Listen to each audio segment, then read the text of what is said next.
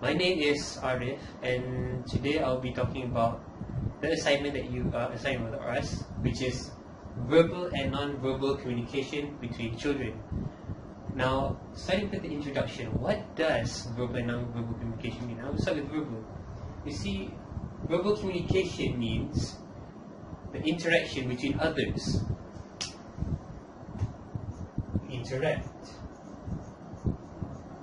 Now, of course, if you're interacting with others, you need to have another person with you. Like, for example, a kid with another kid, like a younger brother with a younger sister, as they talk in communication ways. And now, as they communicate, of course, they're going to use the basic language, like English or any other types of languages across the country. But for now, since we're learning English, we'll just stick with English for both of them. Now, what is language? Now, language is a matter of use or interaction of a symbol. And now, how do we relate language to symbol? See, language consists of sentences and alphabets. That's what makes it symbol. Now, what is a symbol? So, symbol, the meaning of the symbol, it has no meaning, to be honest. But a person can put that symbol or meaning to good use. For example, like A. A can mean anything. It can mean apple, can mean a car, Avenger, or any type of A's. So yeah, that can relate with interaction, and language can relate to symbol. Okay, now with the intro out of the way, I would like to explain to you about the types of communication for verbal communication. You see, verbal communication, from my understanding and from what I've taught in class, is all about using words.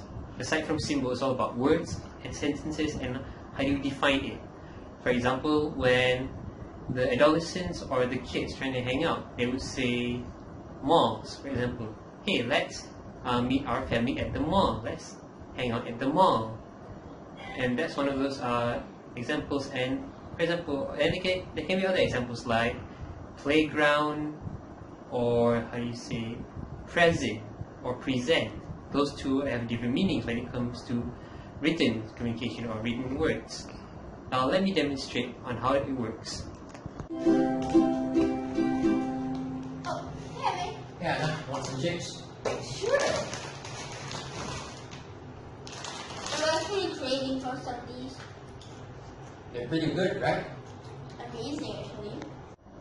Okay, so aside from the demonstration just now, we are here to talk about relationships in verbal communication. What do you mean by relationship? Well, relationship as you form an interaction between two people or kids or children or any adolescents in general, they'll have a relationship. Now, regardless if it's a family relationship, a friend relationship, a sibling relationship, acquaintance, or co-workers. But since we're doing children or kids in verbal and non-verbal communication, we'll just stick to children for the target audiences.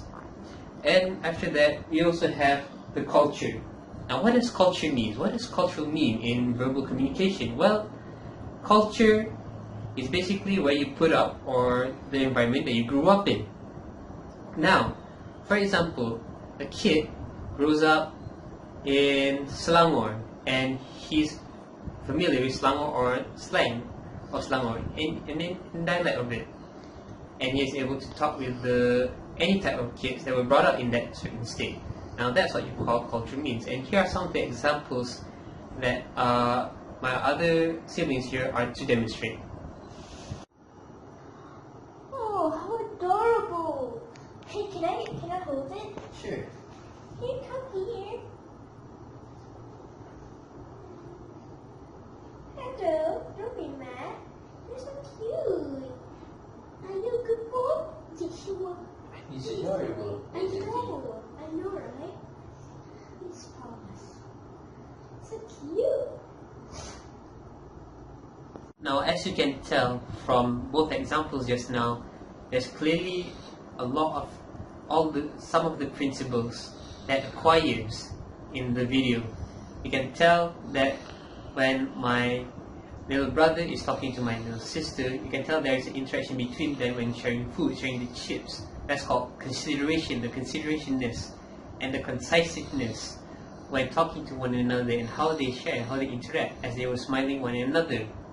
And the second video, which is the cat petting, which is like sharing affection with the cat, that also requires communication, verbal communication that has clarity, that has concreteness, and is full on completeness of the interaction between point A and point B, between the person A and person B, together, like communicating with, talking together.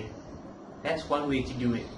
And of course, after I point out the examples, the meaning, and the types of communication, I want to point out why is communication so important to us. Why is verbal communication important to us? Well, as you can tell from my sources that I gathered, by Robert M. Krauss, it explains a species' survival depends critically upon its ability to communicate efficiently, and the quality in its social life is determined in large measure by how and what it is communicated.